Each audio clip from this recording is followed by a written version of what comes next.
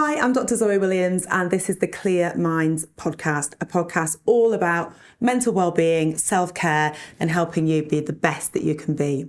In this episode, I met with Tom Ellis, and we had an incredible conversation about his acting career, but also about his physical activity regime, how he keeps himself well mentally, and also about the exciting projects that he has coming up. Oh, that's lovely. I didn't know that you could store trauma in like some deep part of your body until it was released from me one day, and I absolutely broke down sobbing. Oh my God, did you? Yes. Only like 2 days ago, I saw the person that I hold responsible for the whole thing. What does mental health mean to you? Tom Ellis, the actor loved by millions for his unforgettable portrayal of Lucifer in the sensational Netflix series, is here on the Clear Minds podcast to unveil the strategies he employs to nurture his mental well-being and shed light on his future endeavours. So is there definitely no more Lucifer for us to look for? Just always feel guilty. I mean, it's a really good time, I guess, to mention the app, the Clear Minds app. And I drink less, I eat better, I sleep better. You're going to have to tell us about the devil workout. Oh my gosh. Are you ready? Tom, thank you so much for coming on the Clear Minds podcast. We're going to talk a lot about mental health. And Yes. I'd love to ask you, first question, what does mental health mean to you? What's your understanding of it? And has that changed over the years? It's definitely changed over the years. I think when I look back at my childhood, I wasn't aware of anyone around me in my circles that had what would be called mental health issues or whatever. Yeah. As I've grown up and become an adult, and life has taken its course, it's more of certainly with the adult pressures in life. I think mental health to me means something much more general. It's about remaining sane with the pressures of life that come in. And some people, are affected by it chemically, and some people are affected by it circumstantially. But I think it's very, very real for a lot of people. But it used to be something that people wouldn't talk about, or it would be very othered. Yeah. And you'd think about hospitals and secure units and things like that. And it's a much, much bigger thing than that. Yeah. Yeah. And I think, obviously you live in the States now, although you spend quite a bit of time in the UK as well. Have you noticed a difference there, how mental health is perceived, how people take care of their mental health compared to in the UK? Yes, I think it's certainly less I still feel it's stigmatised here. I mean, I don't think it's as bad as it was. But in the States, I think people talk much more freely about it without fear of judgment. And to drop into a sentence that you're going to go and see your therapist is just a regular day occurrence. Yeah. And people understand that that's the same as like if you were to go and see your yoga instructor, or go and see your personal trainer or whatever. It's just about part of checking in with yourself.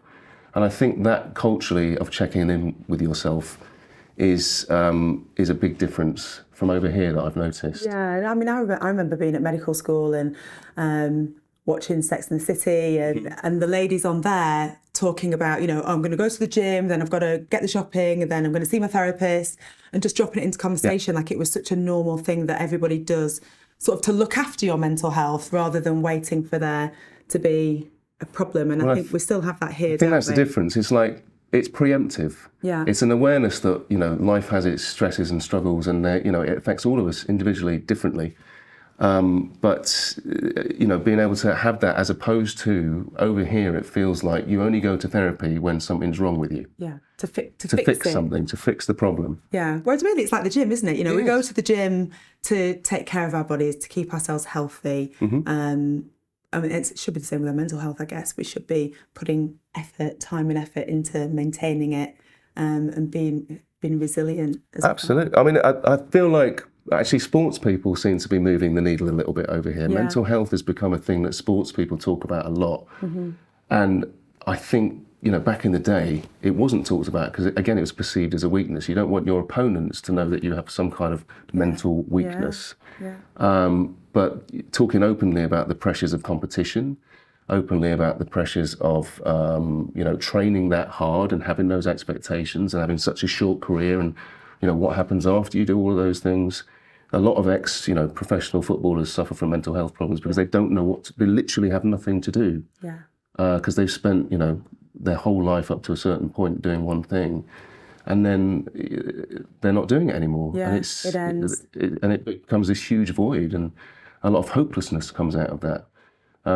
But I think these days, a lot of bigger athletes have been talking about it, and it's becoming more accepted. And I think that people are rolling their eyes less about it, which, in my experience growing up, I kind of feel like people would roll their eyes about statements that certain athletes have made. Yeah. So anyway. I agree. So what about your mental health then? How do you look after yourself? Like, what things do you do? Are there any particular practices? Are there any gadgets? Are there any people? How do you keep yourself well? So I've always been really into sport, and later, the last sort of like 15 years, I've been going to the gym quite a lot, and that has sort of progressed into more and more becoming my daily routine.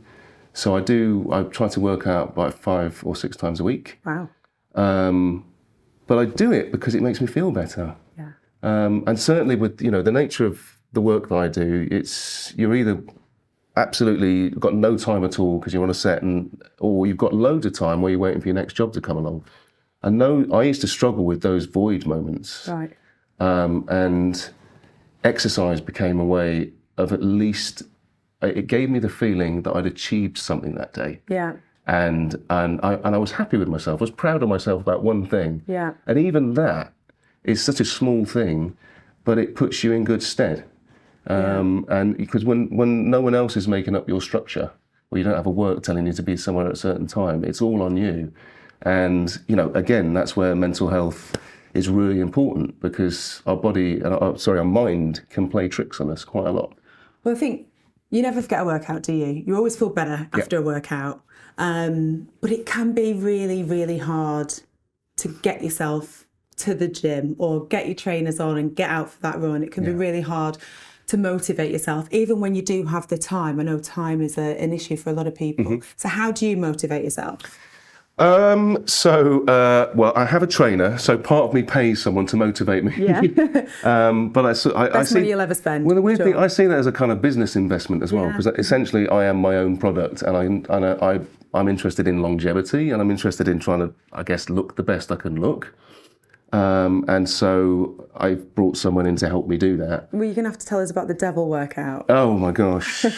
So Paolo, my trainer, he's hilarious. He's from Rome, and he won't mind me saying this, he's very gay, and he has the most hilarious kind of way about him, and he just makes me laugh so much. But I was training with him for a while, and he kept going on and on at me. He was like, "You have such a great physique, but you could do so much more. And one day I want to do men's health with you, and all these things." And I was so busy at the time. I was like, "Pal, I'm quite happy just coming a few days a week and just kind of getting away with it a little bit." Yeah.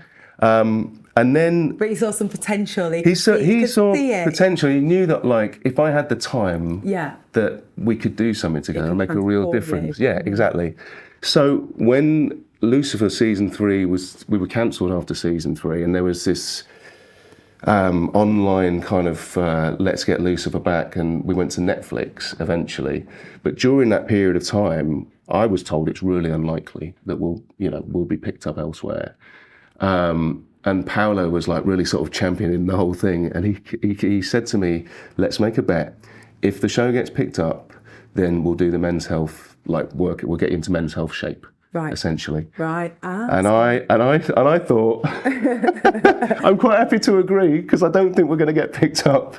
And also, I'm sure you thought, well, if we do get picked up, I'll be so over the moon that I'll do anything. Exactly. I was like, I'll be anyone's. So anyway, lo and behold, we get picked up. Yeah. And literally the first call I got was from Paolo, and he just went, "Are you ready?" And I was and it was grueling. I'm not going to lie. I've seen the picture. Yeah, I mean, it was an achievement. Yeah. And that's the thing. I was really working towards a target, and that's always helpful as well. If you're trying to motivate yourself, having a target at the end of it. So, yeah, it was hard and it was tough and there were tears and there was exhaustion, but it was worth it. And actually, ever since then, it really changed my whole feeling about it. Right. And I've always enjoyed working out, but it was always a bit of a chore. Yeah. Getting yourself there and stuff. But now I'm like, I really look forward to it. Do you have a picture of yourself when you're in that shape as a screensaver on your phone or somewhere that motivates you to keep going? I do have I got an album on my phone albums. Right. That says Men's Health, and there's about 6 photos in there. And now and again, at Christmas time, I'll get it out and look at it and go, right, we've got to do it again. I do the same thing. So I was, well, it's quite a while ago. It's about 10 years ago. When I was in the best shape of my life, I did Gladiators. I was one of the gladiators on Sky. 2008, 2009. Were you a contestant, or were you one of the gladiators? I was Amazon. I was were you gladiator. Really? I'm so sorry. I wasn't in the country. I missed it. I'll actually show you. Look. Oh, please. So this is my screensaver. Oh my God. So I keep that close. I look at that every day, and it does. Come on. And I don't actually ever necessarily want to be in that shape again. I don't want to do the work that it takes to get there, and I don't feel that I need to.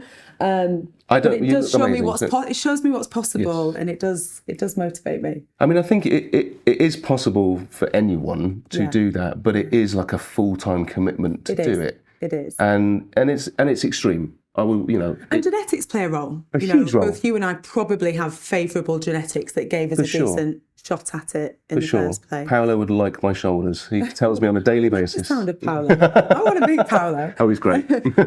Let's talk some more about physical activity. But before we do, we've spoken a bit about Lucifer. I'd love to hear just sort of the timeline of your acting career. When did you decide that you wanted to be an actor, and how did you went to drama school in Glasgow, and how did it go? What's the story? So it's funny you asked me this now, actually, because it only like 2 days ago I saw the person that I hold responsible for the whole thing, and that's my old drama teacher, Claire, from High Store School in Sheffield.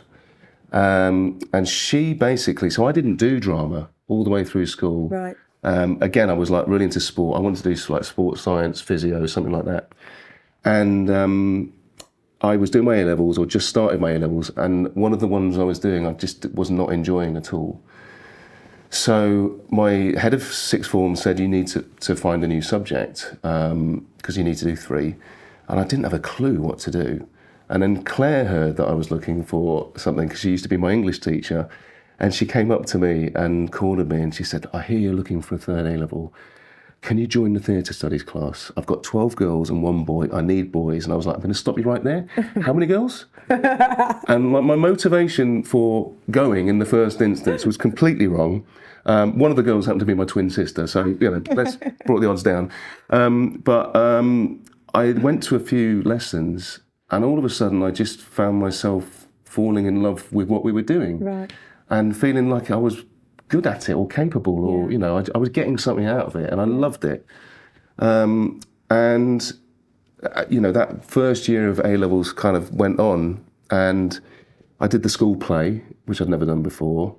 And another friend of mine's mum used to be an actress. She came to see it, and she called me up the next day, and she said, I saw you in the play last night. I really think you should think about doing this as a living.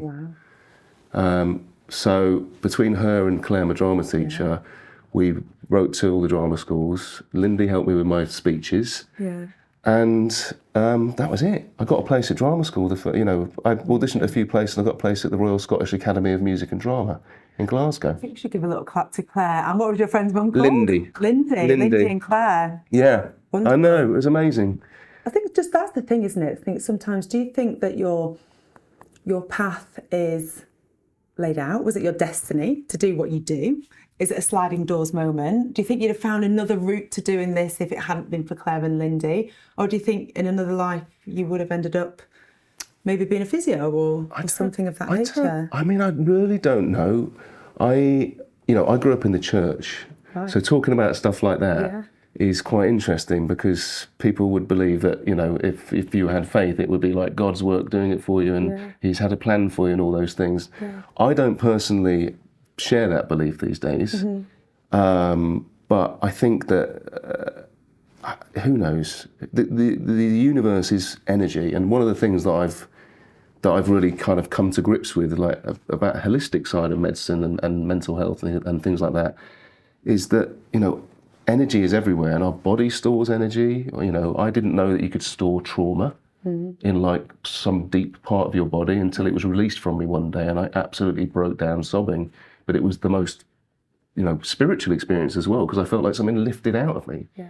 So I think people try and put names and things on all of these experiences, and I'm not bold enough to do that, but I am kind of, I would say that there is something out there, like that is an energy that we can't, you know, we can't quantify because we're humans.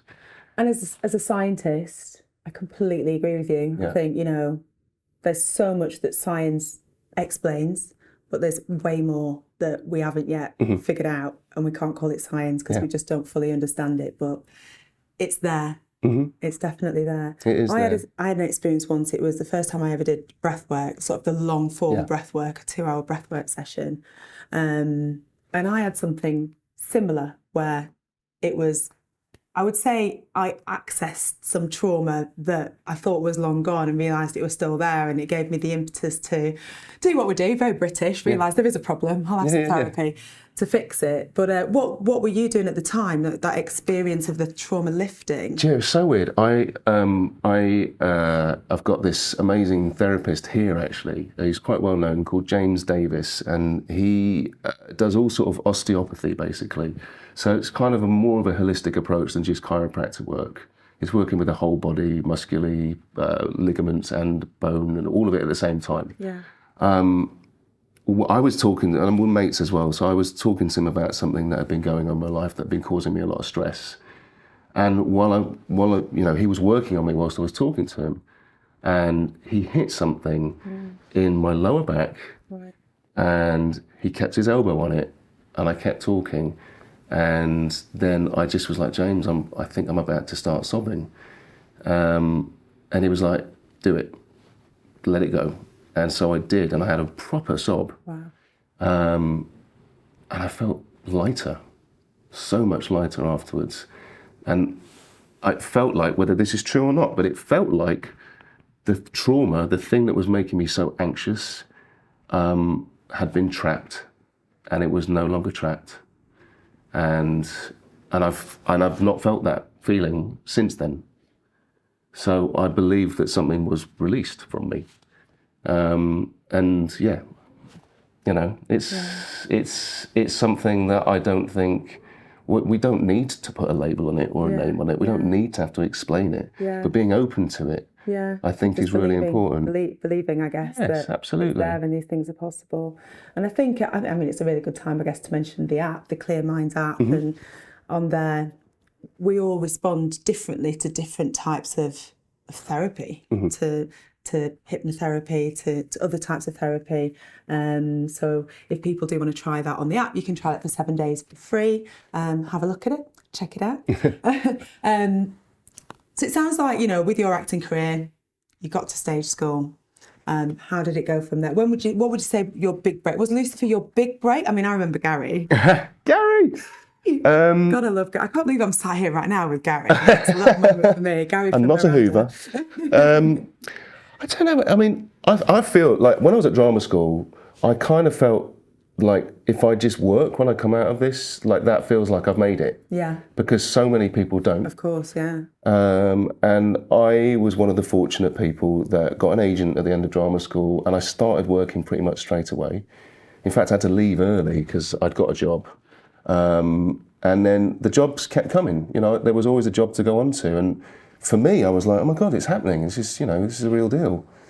And then I got a really good job, like the second lead on this BBC thing with Ricky Tomlinson. And this was like 18 months out of drama school. Wow.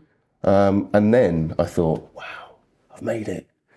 But that wasn't when I made it, because then I didn't work for about 8 months after that. Right. And that was a big lesson for me about you can't be complacent in this industry. And, you know, I worked, but I then carried on working. I had a really nice time over here. And then Miranda happened, and that was probably the first thing that I'd been in from the very beginning that really like got traction and became huge, and people would stop you in the street, and it became a bit of a British institution by the end of it. So that was over here. When I started going over to America after Miranda, they didn't know about Miranda, and they didn't know about any of the other stuff that I'd done. They didn't really care that I had 15 years experience. I was just another person walking into a room. But the nice thing for me was that I felt really confident in my ability, and like the experiences that I'd had professionally and stuff. I felt like ready. So you were able to just walk in and impress them with your skills. I guess, I mean, I worked really hard. That was the other thing. I changed my philosophy about how I'm going to approach the auditioning over there. And I worked really, really, really hard, because I thought, if I don't work really hard, someone else is going to get it. Yeah. So I started going to do that, and then I got basically cast as this doctor called Rush in a new show called Rush. And I was like, oh my God, I'm the name of the show, and this might be the big break. Yeah. And I think that probably was the stepping stone towards the big break. Right. Because it put me in good stead with lots of people, like behind the scenes. The show only did one season, but again, I'd got to a point in my life where I'd made peace with the fact that if it got cancelled, as long as I knew that I'd worked really hard and done everything I could do, then I could walk away from it with my head held high, because it's brutal over there and things get cancelled all the time. Well, that's the thing. If it's not within your power to change it, there's no point stressing about it if you've done everything you can. I'm going to ask you, remind me to ask you about playing, well, let's do it now. So you've played multiple doctors, haven't you? I have played quite a lot of doctors. And I've always wondered, because I'm always sort of listening when when actors who are playing doctors pronounce all the complex words that we have to understand, which is all Latin. How do you guys always get it right? Is there somebody there? Oh, yeah. Oh, I'd love to oh, no, you have a medical advisor. Are they doctors, or are they... Yeah, they're normally either doctors or like nurse practitioners. Okay. And they either still are doctors and they do it as a sideline, or they've realised they get paid a lot more for doing it on a TV set, which is ridiculous. Can you remember any tricky words that you had to learn how to say? Oh my God. There was a passage in Rush, and it was a walk and talk, and he was someone who had like machine gun delivery. Oh wow. And it was like, oh my God, what was it? The bodies? Oh, I can't remember it now. Biochemical hormone production emission cycle, or something like that. It was just, it went on and on and on and on. And I was like, if I don't learn this back to front, then it's going to be a really hard day at the office. So I kind of knew it. I didn't know what I was saying at all, but it was just coming out of me like lyrics in a song. But yeah, it was doing stuff like that. It's just, you've got a medical advisor, and they also help you with any kind of like, when you're doing procedures or miming procedures and stuff, to try and keep it as real as possible. Yeah, because I'm always impressed. I have to say, I'm always impressed when I see it. My favourite medical word. Do you want to have a go at it? Go on. Dysdiadochokinesia. Dysdiadochokinesia. Almost. Dysdiadochokinesia. Dysdiadochokinesia. Well, what is that? So, use it in a sentence. It's best if I demonstrate it. So put one hand out in front, and then with your other hand, go like this. Good. And then switch hands and do it this way. If somebody has dysdiadochokinesia, then they struggle with the coordination of doing that. Oh. And it's a clue that there may be an issue with the cerebellum, which is at the back of the brain. Oh, wow. There you go. There you go. So do you do that like if someone's having a potential stroke or something like that? Is that a test you would do? Yeah, maybe not an acute stroke, but maybe if somebody is presenting with sort of like mild symptoms, mini stroke, or sometimes if people have got any sort of movement problems, if they're coming in, they're losing balance or anything like that, then that's one of the things we'd check for, to try and identify perhaps which part of the brain is not working quite as it should. That's fascinating. It is, it really is. I at one point I felt like I could be a qualified doctor because I'd played so many and like learned all these random things, but obviously I wasn't, and I would never be. I've just always found it fascinating. Okay, so Rush. So your first big break was actually getting a job before you even left drama school. Yeah. Then Miranda, then Rush. Yeah. And then Rush and I loved Rush and I thought it was great, and then it got cancelled. And I thought, okay, but I had that attitude of like, I think I did a really, I did the best I could. Yeah. And literally about 6 months later, on the next cycle of pilot system over there, I was over, and because I'd done Rush, it was likely that I was going to get a job. Yeah. And finding what that job was, I was becoming a lot more discerning about what these scripts were. And so I wasn't going in for absolutely everything. But it was really difficult. Like, there was stuff everything in those pilot seasons tends to be the same every year, but it was Law last year. It's now set on a spacecraft this year. Right. Finding original good stuff, Yeah. it's few and far between. And then, weirdly, this script that I had, that I guess I've been putting it off because of the title of it, this thing Lucifer, and I was like, oh, here we go, Lucifer. This one's about the devil. And I wasn't expecting much, and by the third page, I'd laughed out loud several times, which is always a good sign. Yeah. And then I just kept going and going. I was like, oh, this is it. Like, I had a real sense that this was the one. It was the part I was going to go in for, the part I was going to get, and I'd be right for it. And so I went to go and meet Len Wiseman, who was the director of that. And thankfully, he had the same feeling. And then we went and presented in front of the studio, and Len said, this is who I want to do it. And that was it. And it became what it became. But that in itself was not a straightforward journey, but yeah. So it was a series, like you're saying, it was a series of breaks, I think, and a series of just moments where it made me believe in myself that I was on the right path. And I guess the sensible question to ask now is, that's the biggest break to date. What's the goal now with your acting career? You know, how do you trump that? I mean, I think about it differently these days as well. I had so much time on the set of Lucifer for 6 years. I just was immersed in the TV making world, and you know, it's even bigger over there. There's so many more people and stuff, and I really started to learn more about how it all works and not just my role in it. Yeah. Well, you were executive producer, were you? Yeah, so I became, towards the end of the show, the last 2 seasons, I became executive producer. And they gave me that because I had sort of inadvertently I'd become a producer on the show because I was, I guess, the person at the coalface. And I was becoming this, like, the link between the writers and everyone else. And people kind of looked up to me as the leader of the set, and it just came out of that, basically. But I'm now married to a writer, and you know, she is very successful. She's a showrunner and executive producer over there. And between the two of us, we've got so much experience now that I'd like to really not just wait for jobs to come along, but create them. Yeah. And so that's where we're at. We've got something that we're working on that we've sold to Hulu that we're hopefully doing next year in London. I'm about to go and work on the show that she's currently doing called Tell Me Lies. And yeah, that really, I think we'd like to start the stories from the beginning. Yeah. And of course, you know, there will always be other amazing projects that people will ask you to do or that you will want to do, and I'd love to do that. But I think taking some control is where I'm at right now. And has Paolo been nudging you to make sure that your character, who you get to choose, will have his top off a lot? Or? Well, we have this conversation. Keep that motivation we do have that going. Conversation a lot, and I was like, he was delighted when I told him I was doing Tell Me Lies, my wife's show, because there's a lot of nudity in it. And he was great. He's, fantastic. I did tell him there was a part coming up next year where I was playing like a professor, and I don't know whether I need to look like I go to the gym all the time. And he was like, he's a professor who goes to the gym, shut up. Whatever. I don't know. The hard challenge will be if a part ever comes up where it's like, you've got to put on 20 pounds of fat. Yeah, Paolo will not be happy about that. I'd be quite delighted, to be honest. Yeah.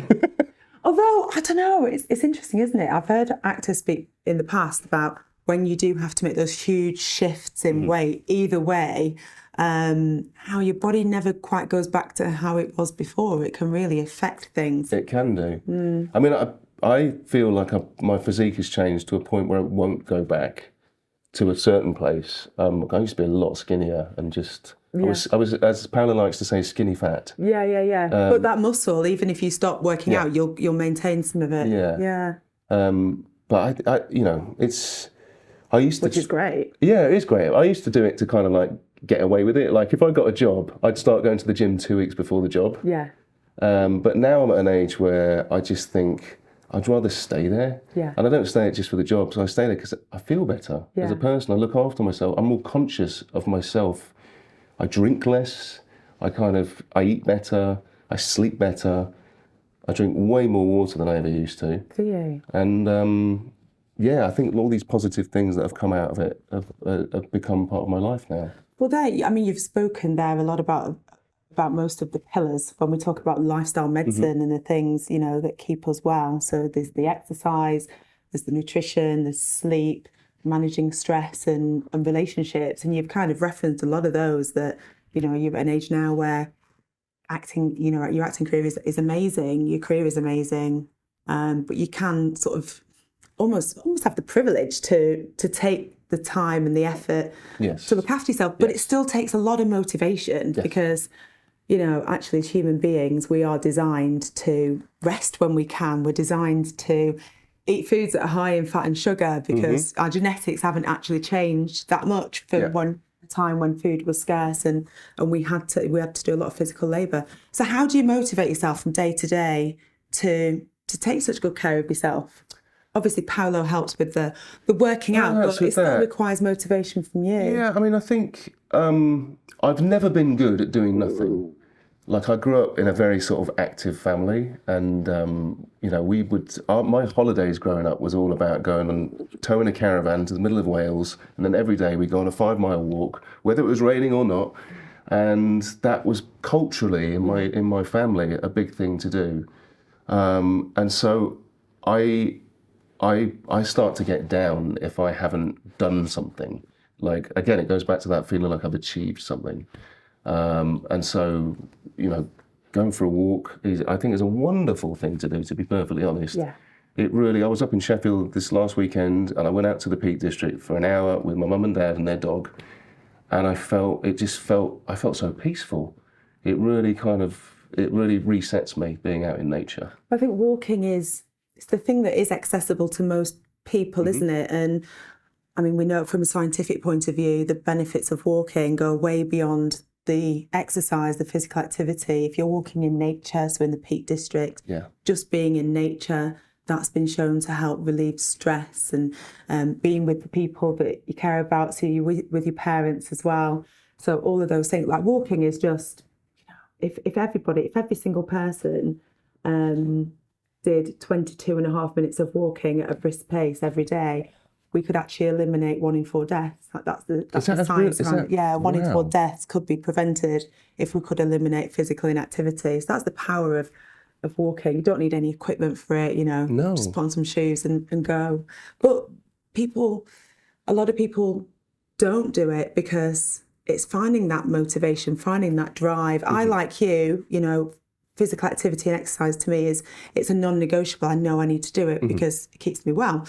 I have anxiety, I've taken medication for it in the past, but now I've managed to keep on top of it through exercise and obviously lots of other practices as well, because it really is that powerful. It's a really powerful drug if you were to compare it to a drug. It releases powerful things within you as well, and things that are lacking that you need to need to feel better, essentially. Yeah, it creates all those chemical changes in the brain.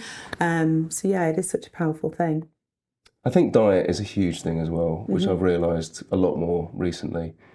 And I think, a lot of people, they find it really hard to diet. And I found it really hard. When I was doing that thing with Paolo, I did a diet that I've never done before.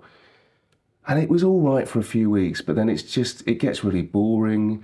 And it's really difficult and there's too much temptation out there. And it's like you're really killing yourself to kind of, to keep on track with it. Yeah. Something I wanted to ask about your family. So you say that you grew up in the church. Yeah. Yet you ended up becoming Lucifer.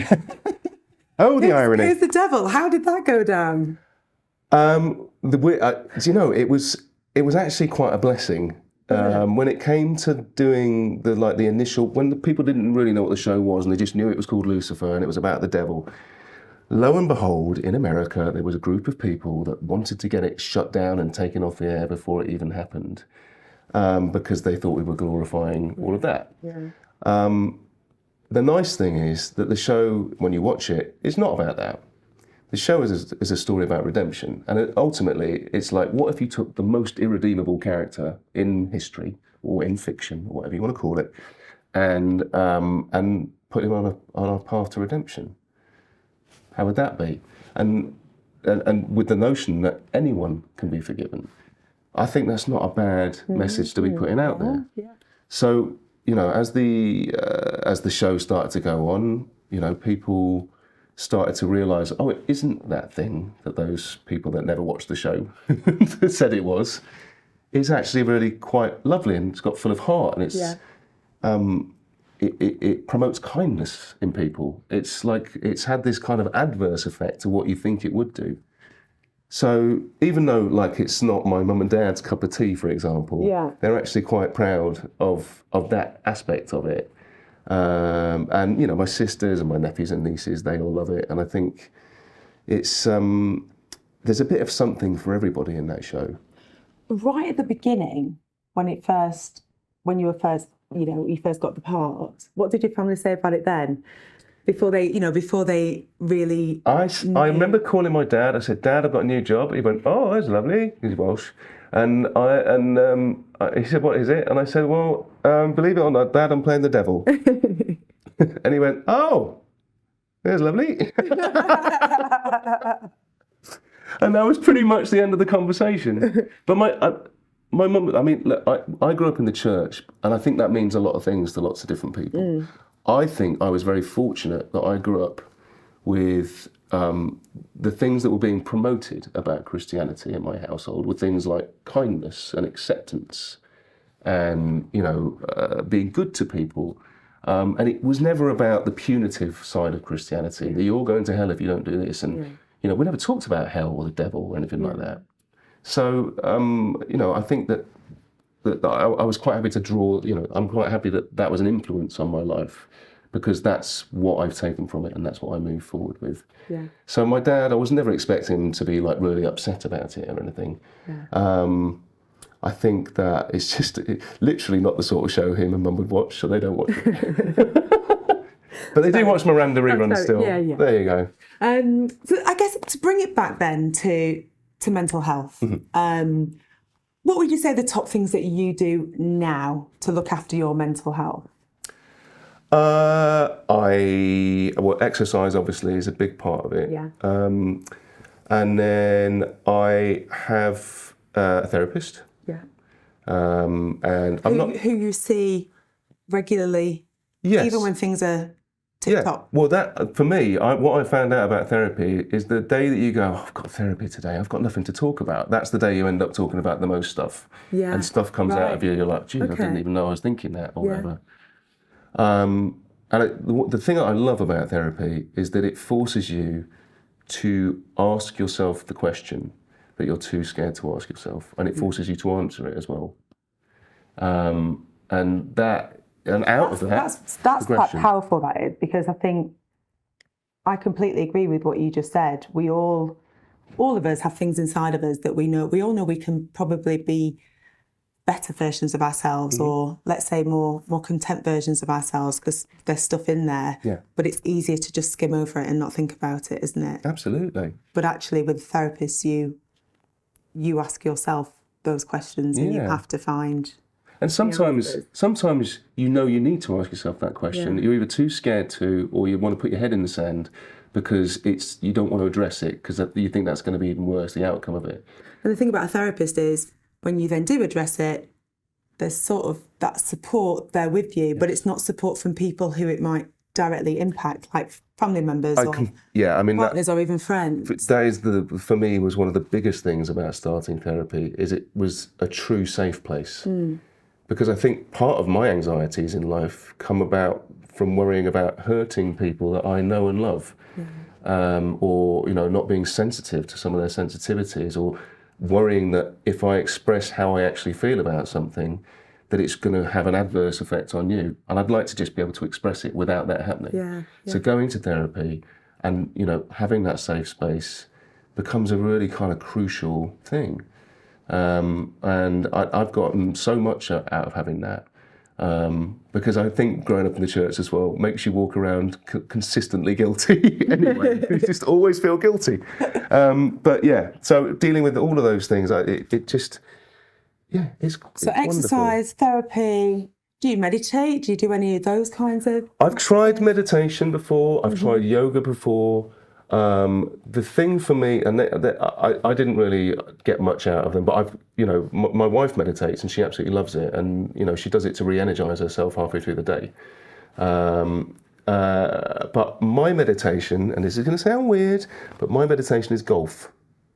I play golf, and I don't want to say obsessed because that sounds wrong, but I have a healthy love of golf. Yeah. And it is the one thing in my life that when I'm doing it, I'm not thinking about anything else. Yeah. And which is the mindfulness, right? Which is the mindfulness, right? And I get respite, and I get to enjoy myself and get really frustrated and fucked off at times, but also immense moments of gratification. Well, and you're also in nature.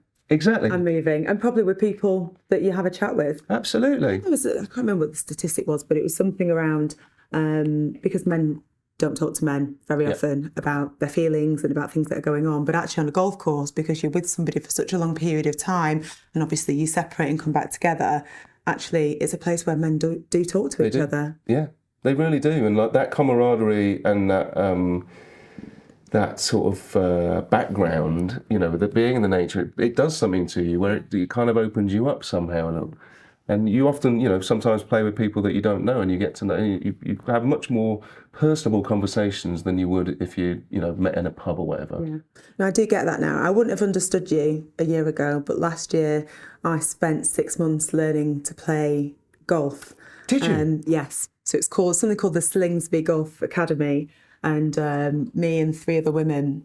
We were very lucky actually because we got supplied with a kit and a trainer. So I spent 6 months learning to play, and then we had to compete against each other. And one of us got to play at the PGA Championship at Wentworth. At Wentworth. The one, not the one where the professionals play, but the Pro-Am. Oh, the Pro-Am. The Pro-Am. Oh my gosh. Judy Murray, she won. But I get that now. I do get that now, being in nature. Some of there's 4 women, we really got to know each other very, very well. Yeah. Even though we didn't train together, we only met up 4 times, but we spent that time on the golf course and got to know each other. So I do get it. Well, I think we're kind of coming towards the end of our chat. I could talk more about golf if you want to. Which I'm sort of getting that vibe, but I mean, I could talk to you for ages about all of this. I guess my final question to you, Tom, would be, what would you like to leave as your legacy, I guess? How would you want people to remember you many, many years from now? What would they say? They were like Tom Ellis, Lucifer, and... I think that, again, going back to how I was brought up, I think it's really important for me in all walks of life to try and lead with kindness. And so if it said on my gravestone, Tom Ellis led with kindness, I'll be happy. I think that's lovely. I think that's really kind. I know it's what I'm trying to teach my child more than anything else, and I'm sure it's the same with you and yours. So is there definitely no more Lucifer for us to look forward to? I get asked that question more than anything else. I don't think so. Honestly, 6 seasons, and it was kind of 7 really, because season 5 was split into 2 halves.